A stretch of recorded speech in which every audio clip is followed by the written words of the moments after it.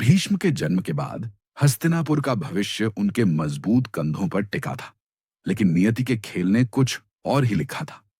भीष्म ने अपनी प्रतिज्ञा निभाते हुए अपने पिता शांतनु को सुखी रखने के लिए हस्तिनापुर का भविष्य सुरक्षित किया, लेकिन इस त्याग का मूल्य हस्तिनापुर को चुकाना पड़ा। राजा शांतनु के निधन के बाद सिंहासन पर बैठने का हक भीष्म को था, लेकिन उन्होंने अपने वचन के कारण स्वयं को उससे दूर रखा। भीष्म ने शांतनु की दूसरी पत्नी सत्यवती के पुत्र विचित्रवीर्य को सिंहासन पर बैठाया, लेकिन नियति की चाल ने विचित्रवीर्य को भी समय से पहले मृत्यु दे दी। चित्रांगद पहले ही युद्ध में मारा जा चुका था। अब हस्तिनापुर का भविष्य फिर से अधर में लटक गया।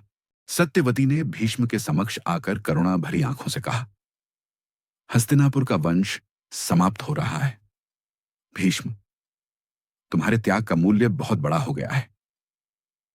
भीष्म ने अपनी प्रतिज्ञा को निभाते हुए विनम्रता से कहा, मां, मैं हस्तिनापुर की रक्षा करूंगा, लेकिन मैं वचनबद्ध हूं।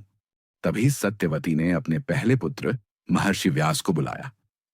महर्षि व्यास ने नियोग के माध्यम से दो पुत्र उत्पन्न किए, धृतराष्ट्र और पांडु। अंधे धृतराष्ट्र और वीर पांडु, यही थे वे बीज जिनसे आगे चलकर महाभारत का महायुद्ध पनपा।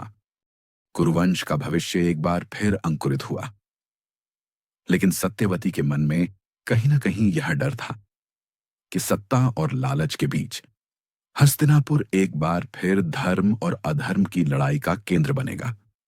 और यह कहानी आगे बढ़ी महाभारत की ओर।